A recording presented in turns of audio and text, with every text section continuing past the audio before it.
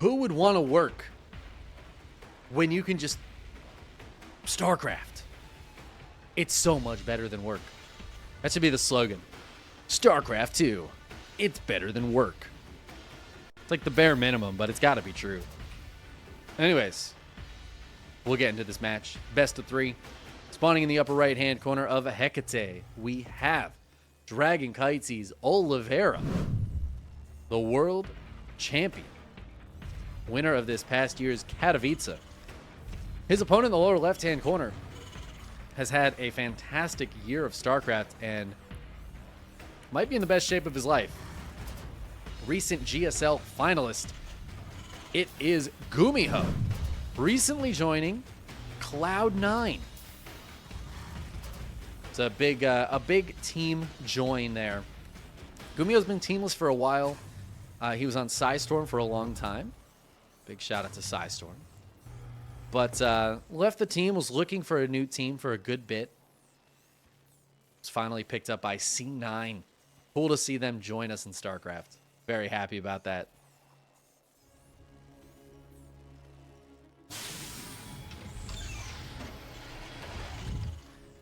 But this should be a really sick TvT. These guys have played in the KSL a few times. This is actually like, this might be the 3rd time I've cast Gumiho Oliveira from replays after the tournament ended. Because nobody cast it during the actual tournament. It's so weird how it like times out like that. These guys both won their matches so fast that we weren't able to get into the match. Missed it by literally 2 minutes, which is very unfortunate, but thankfully we were able to get the replays and see what happened in these games, what transpired, because I know it's a banger. I would recommend not looking at the bracket right now because it'll spoil who won this match. I could actually turn the bracket command off if that feels like a thing to do. But all right, what I should do is probably talk about this game a little bit. Oliveira going for a couple of Reapers and then getting into a Hellion, but it is a Cyclone start from Gumiho, going for Big Daddy Cyclone instead of that Hellion. Bit of a stronger opening, but a little more expensive. The Hellion gonna shuffle these boys away.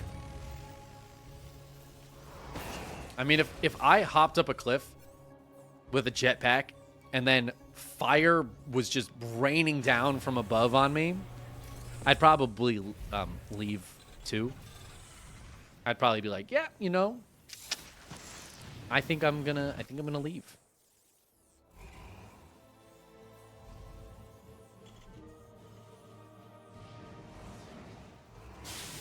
Bruno in chat using one of my favorite emotes of all time, the Seaman Long.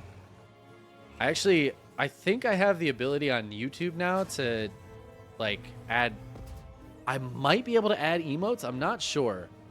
There's a few things I can do on YouTube now that I've hit the 500 sub threshold.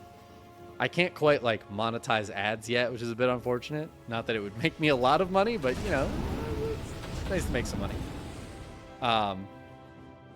But I think I can do like channel badges, and if I can do emotes at all, I feel like the Seaman Long's got to get on there too.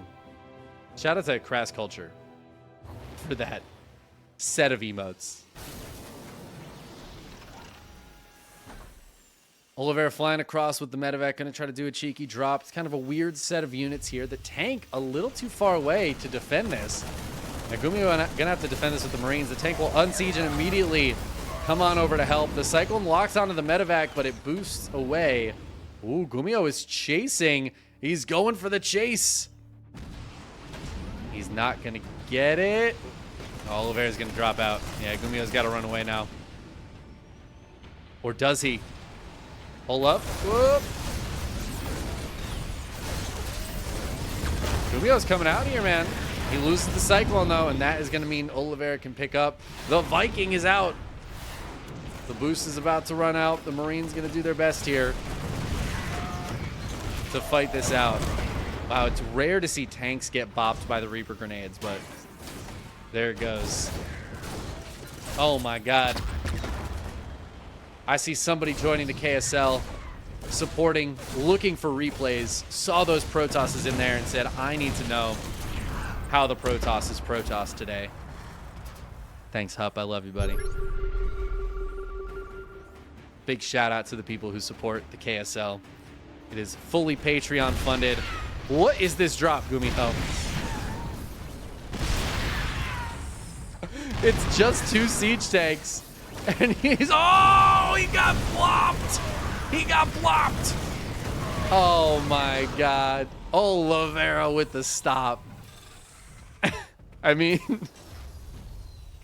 I don't know what you expected to happen there, man. He dropped 2 siege tanks, sieged them up, did basically nothing, and then lost everything.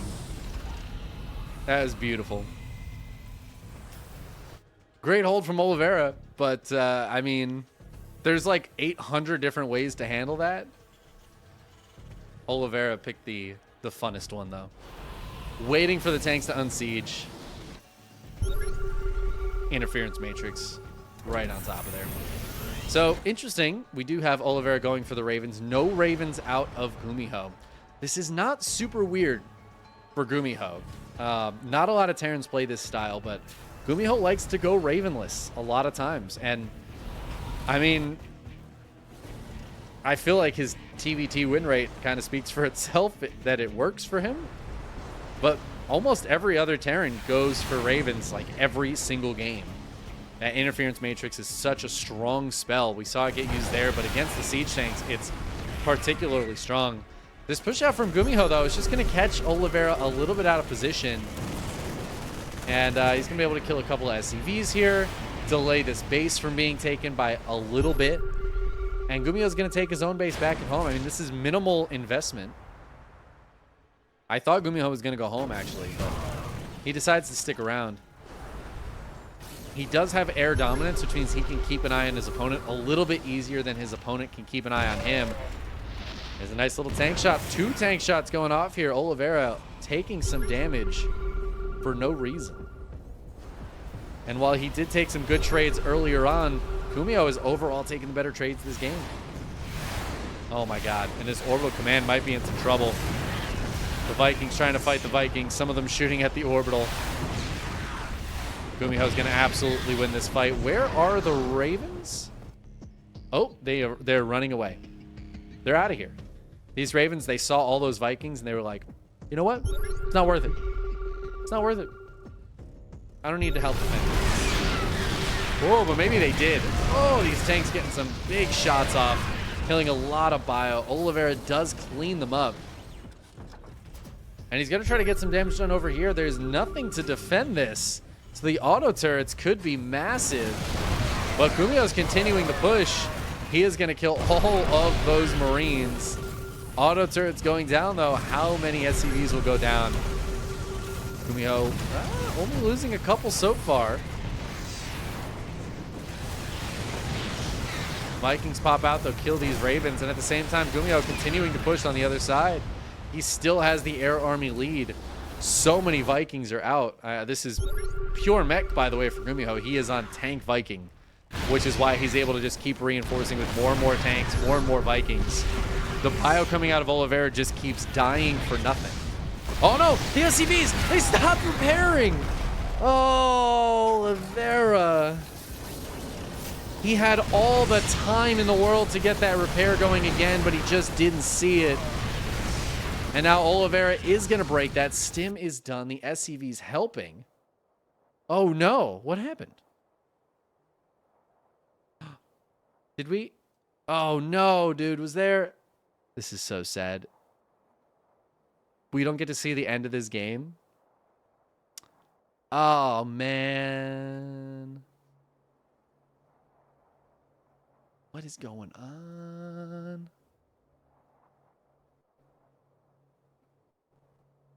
Hold, please. I think the person who sent me this replay left the game early.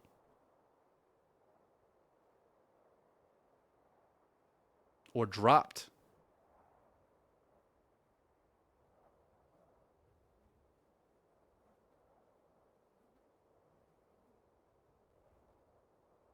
And that is very sad.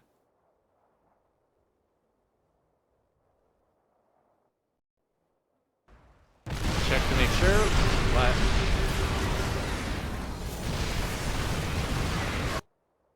Yeah. Aw, dude. Dude. Man. Well, that sucks. I want to know how that game ended. I was so invested. It was like a 5 supply difference at the end of that game. Gumio just killed the 3rd CC but lost his attacking army.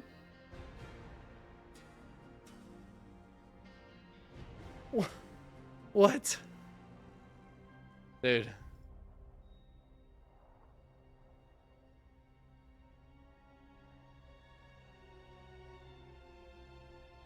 Yes, please be polite.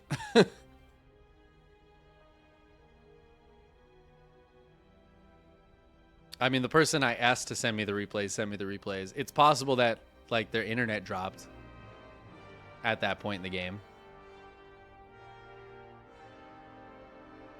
I don't know how good their English is either, so. Oh, man.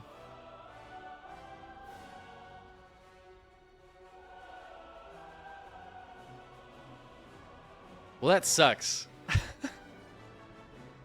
I guess it's worth casting the rest of this series, because the matches are going to be really good. See, here's a fun thing. We don't know who won that game. Genuinely don't know who won that game. So we're going to have to get into game 2 without knowing who won game 1.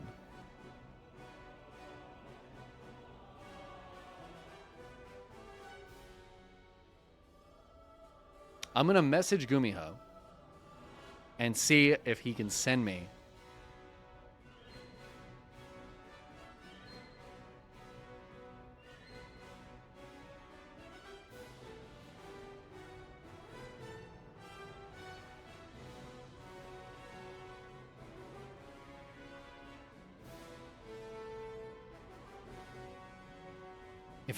his replays. He will not have left the game early. And in the meantime, we'll cast game 2. I have good news from the future, everybody. Gumiho sent me the replay. And we have the rest of the game. Let's take a look and see what happens in the remainder of this game 1. It's nice being from the future. So, we just watched Gumiho blow up that command center. Oliveira clears the army. Gumiho has a ton of Vikings. All right, it seems like there was a big lag spike. We've discovered it. Looks like a big lag spike. Unfortunately, Saber must have dropped. Appreciate Saber for sending all of those replays to me so we could cast at least most of the games live. Gumiho's going to land the Vikings in the main base. I like this choice, but not attacking with them right now is a bit unfortunate. He's too focused back at home, trying to deal with this drop. Looks like it's just a few Marauders left over. Gumiho should be able to clear it, but it's all just buying time. The Vikings finally going to do some damage. Oliveira is pushing out, though. At the same time, he has to go do damage. Look at how far down he is in the workers, even after that drop killed a bunch. Plus, that 3rd command center is dead. Oliveira has to make this happen. Right here, right now. Can he do something? Can he take some of these units down? Liberator going to siege up and push this back. I don't know. Gumiho looking tight on the defense with his pure tank Viking composition that he has in this game. I mean, honestly, who needs Marines? Not Gumiho, not in this game. Oliveira is going to pull some more units across the map. He's going to go for a double drop in the main. Now, Gumiho's army does not deal with this kind of harassment particularly well, but the Vikings can make sure that Oliveira can't ever leave. The repair on the tank isn't great, to be honest with you. Goes down. Oliveira's got another drop getting picked up here, trying to send some more units in, maybe land on top of these siege tanks. He knows they're here.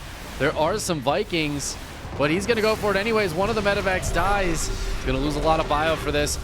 Did the main command center die? No, it's still alive. But Oliveira is in here. It looks like finally he'll get cleaned up in the main. Oliveira's trying to break through here. He killed 2 of the tanks. The other 2 getting targeted down. They both will fall. But the Vikings land again, and the landed Vikings, except that one. Gumiho didn't like that one. It's good enough. And that is gonna be that.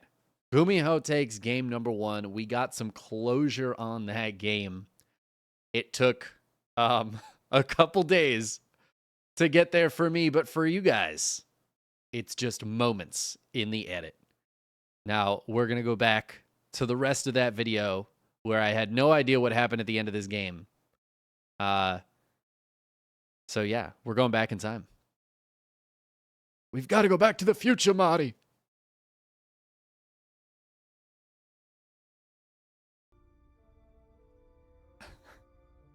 Maybe it was Fear Dragon. How dare he? After casting StarCraft all day for the ESL Masters, just hopped on and is leaving games early. What if this game is left early too? It'd be so sad. Let's hope not. So we don't know who won game 1, but we're getting into game 2.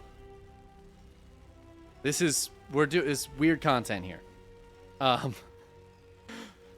Spawning in the lower right-hand corner of Hard Lead, we have the current reigning world champion, Oliveira. Dragon Kitesy Gaming. And his opponent in the upper left-hand corner, it is the new Cloud 9 StarCraft player, Gumiho. The first, currently only, Cloud 9 StarCraft 2 player. Maybe that's what we should do. Should we get 2 people in chat, 2 Terrans in chat, to recover that replay and finish the game for us? That might be the way to go.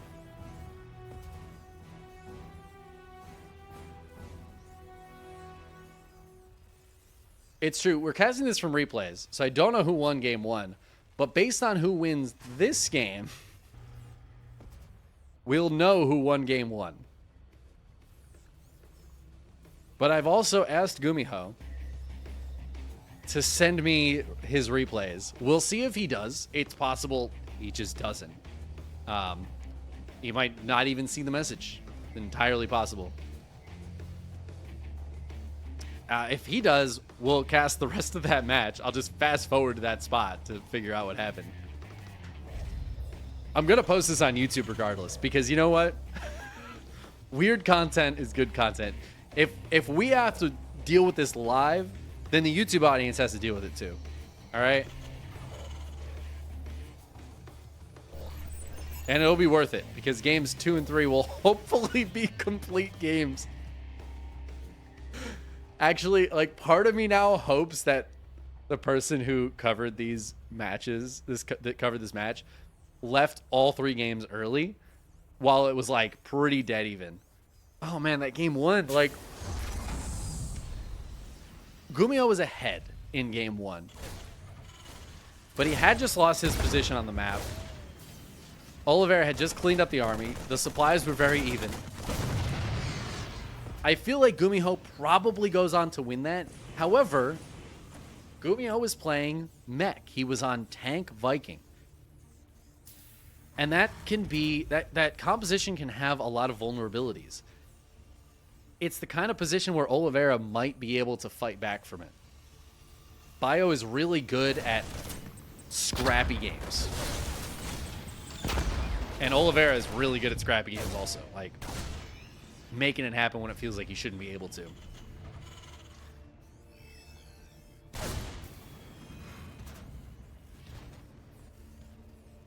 This game, Gumiho opening with a quick 3rd CC. Oliveira going for the more normal starport here.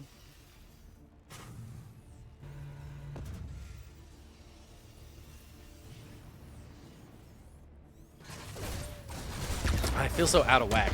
because that game didn't end. Gumiho's being real annoying here with the Reapers, but they will get taken out by the Cyclone. Cyclone's very good at dealing with those Reapers. Only one SCV died. Reapers didn't really get a scout on much either. Not that there's too much to see in here, but they didn't see either the factory or the starport. It's always a bit unfortunate to not get those scouts.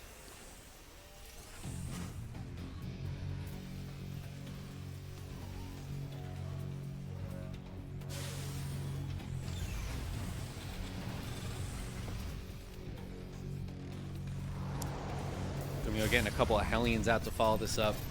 The Hellions are an interesting choice. Yeah,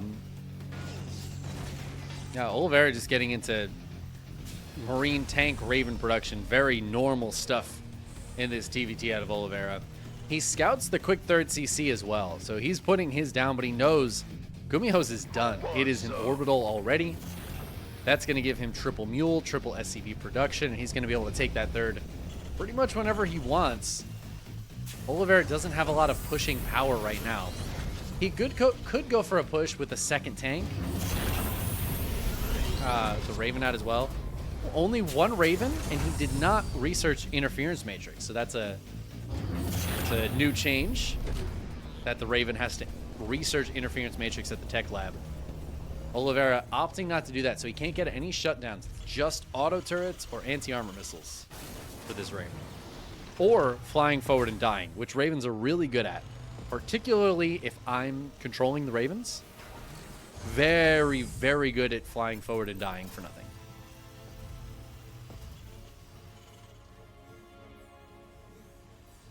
If I'm lucky, sometimes they'll drop an auto turret.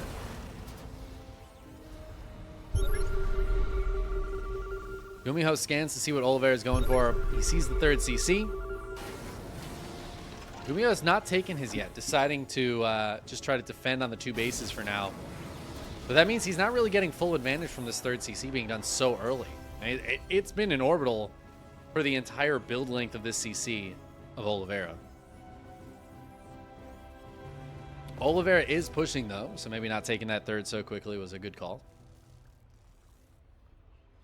Gumiho just gonna play it defensively. Again, no interference matrix here, so no ability to shut down these tanks.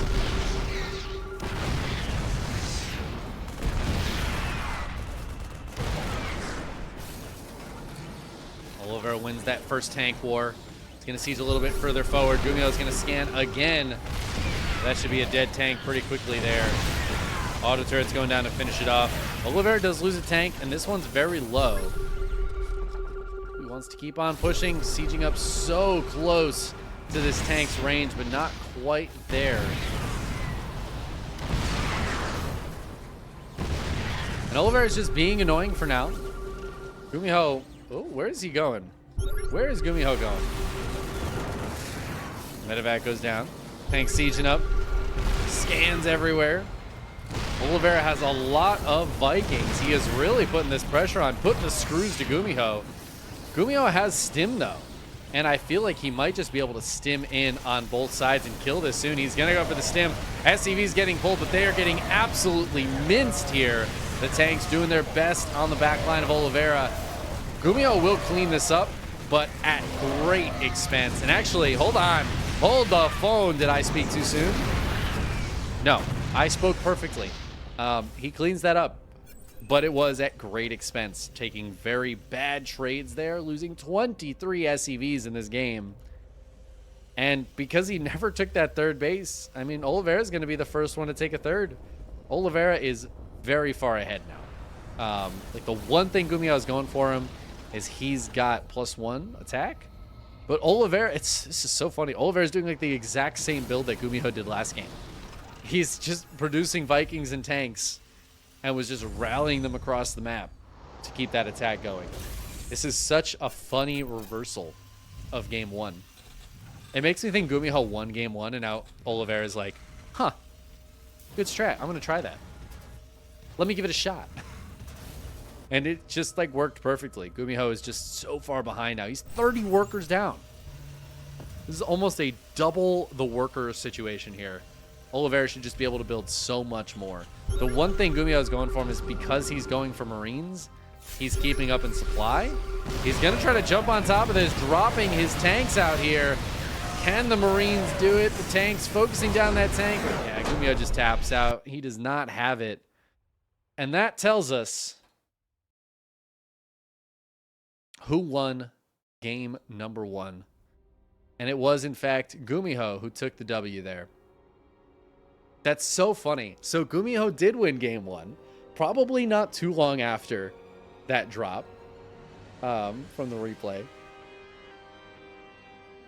But Oliveira doing pretty much the same build to him in game 2 to tie the series up. Oh, I'm so sad we don't get the end of game 1. I'm really hoping Gumiho will send me those replays at some point. I'll feel so bad if I have to send out a partial game replay in the replay pack. Don't check that bracket. Don't look at that bracket. Don't do it. Bob the Builder, don't do it. Because once you see the results, you'll know who's going to win this game.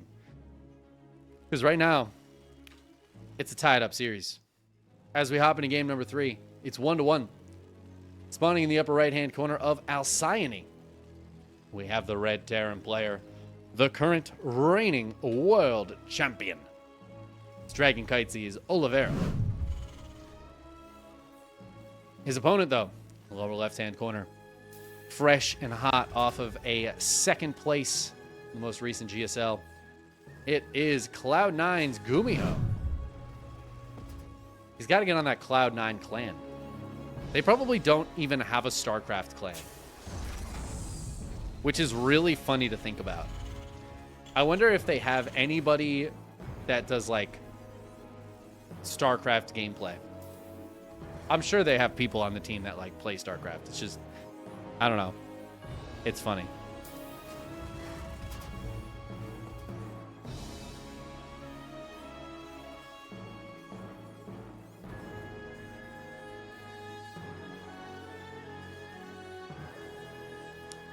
But all right, game number 3.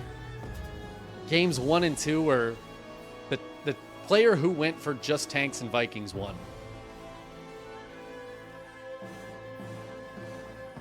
I feel like those games just proved that you actually don't need Marines in TvT, which I don't like. I'm not happy about that because I've always said that Marines are the most important part of TvT.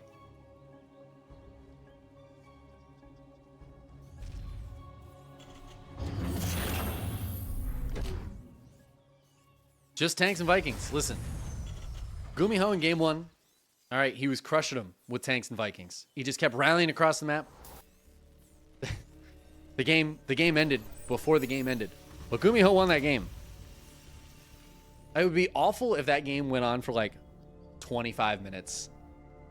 I don't think it did, because the bracket would have been really held up by it, and it was not.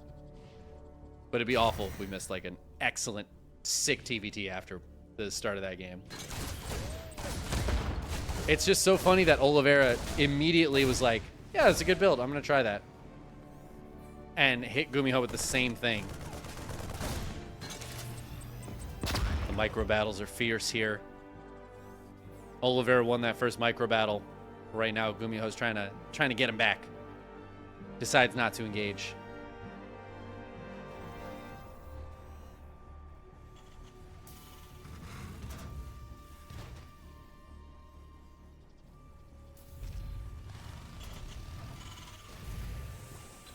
Both players this time putting down the starport. No quick third CC here.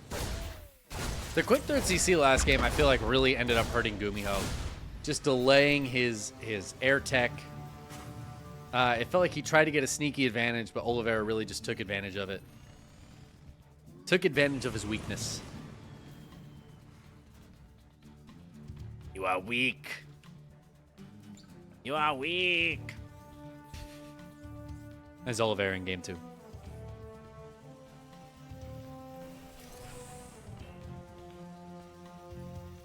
Both players doing the exact same build now? Oh, almost the exact same build. So this CC is much later. Wait, how does Gumiho have such an early CC compared to Oliveira? What did I miss at the start? This build feels so even in every other way. But Oliveira, oh man, and now he is losing SCVs. This Reaper has 2 SCV kills, a delay on the third base, or the second base rather. And Oliveira just ends up behind in workers. His base was a lot later, but like, I guess he has a couple, what do we have? Like 2 Reapers? I don't know. It feels like Oliveira doesn't have anything to show for the later CC. And I'm just a little confused. He is going to go for a drop.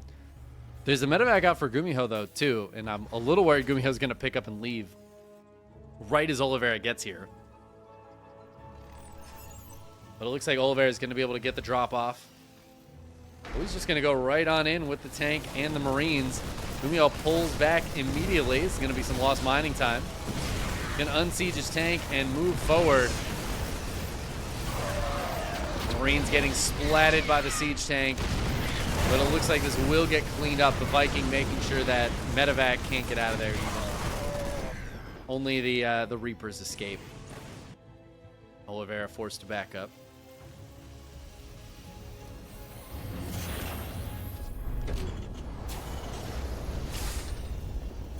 So good cleanup from Gumiho, but took a little bit of damage.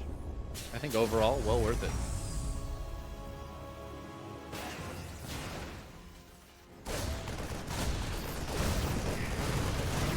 Reapers continuing to be annoying, but no longer. No longer will the Reapers annoy Gumiho.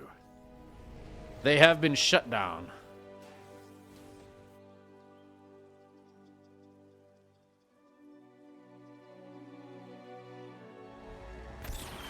I like the Cyclone in the middle of the map here. Gonna keep an eye on things. Might be able to get the kill. Gets the kill. Easy peasy. Gumiho says, screw you. And all right, maybe that Cyclone in the middle of the map isn't so good. All right. It seemed so strong until all of a sudden it died. Weird if that happens. Gumiho very split up at the moment. He is going to send his tanks around the left side and his medevac full of Marines to the bottom here on the right. This is very weird. I was going to say I don't know how I feel about this, but I do know how I feel about this. And it's not great. But Gumiho's going to get away with it. Oliveira has not spotted this at all, which means these tanks are going to siege up and be in a really annoying position on this refinery as the drop is poised to head into the main base once the distraction is in place.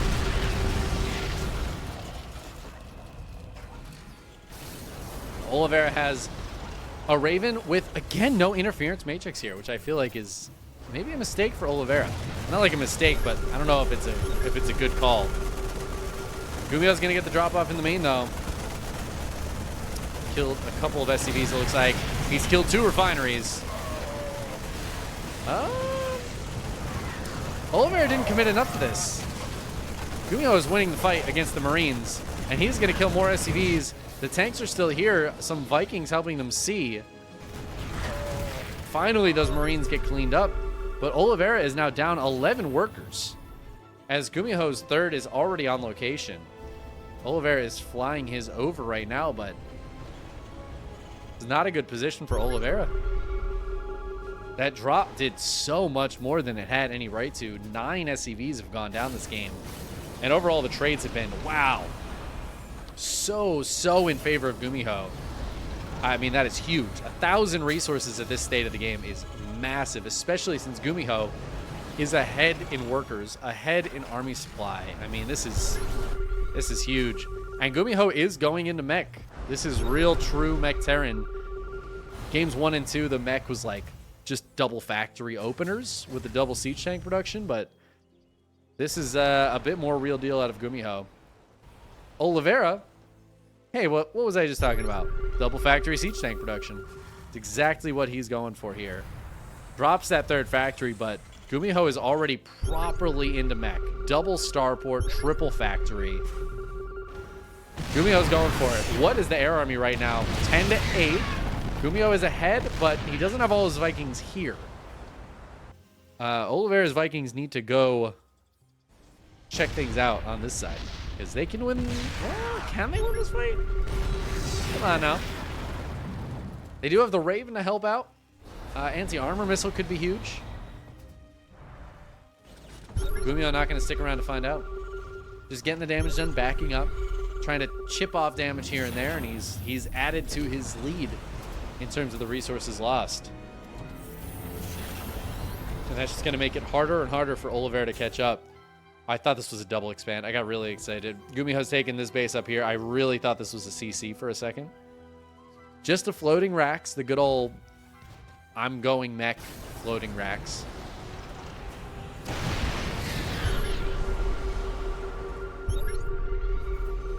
Gumiho just posturing out here. Some Liberators coming out of Oliveira. Those could get some splash damage on the Vikings. But man, it is 10 to 18. Just the one Liberator as well. Oliveira falling very far behind in the Viking Wars. And I don't know if he realized how far behind he was. But it's getting worse and worse. It's double starport for Gumiho, remember. He's got a lot of Viking production, and he is just going to start pushing this back. The turrets went down to the tanks. The Vikings will land, but that means Gumiho just has free reign in this base. Nothing here shoots up. Oh, the Vikings going to lift up once again. I think Gumiho's just got too much in the air. And without anything to kill these Vikings, I mean, this is a dicey situation for Oliveira right now. He's down 40 supply, and it just feels like Gumiho has such a stranglehold on him. Meanwhile, Gumiho taking bases, just continuing to produce, totally fine back at home. No problem whatsoever, and he is just choking out Oliveira. He's got him in a chokehold. He's got him in the full Nelson. Oliveira going to try to break this. Oh, it's not going to happen. The Vikings land to make sure, but Gumiho, he takes the 2-1 victory. We didn't get to see the full game 1, and I apologize for that. But we're all on that same page. We got to see games 2 and 3. Gumiho giving us some mech TvT and taking that game, the match, the whole series off of Oliveira.